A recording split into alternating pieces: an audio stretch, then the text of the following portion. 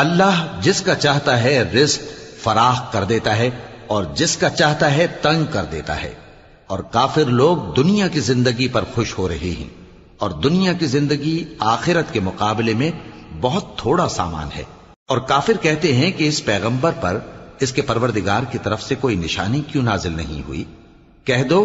کہ اللہ جسے چاہتا ہے گمراہ کرتا ہے، اور جو اس کی طرف رجوع ہوتا ہے اس کو اپنی طرف کا رستہ دکھاتا ہے، یعنی ان کو جو ایمان لاتے اور جن کے دل اللہ کی یاد سے آرام پاتے ہیں ان کو۔ اور سن رکھو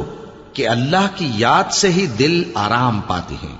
جو لوگ ایمان لائے اور عمل نیک کیے ان کے لیے خوشحالی اور عمدہ ٹھکانہ ہے۔ جس طرح ہم پہلے پیغمبر بھیجتے رہے ہیں اسی طرح اے نبی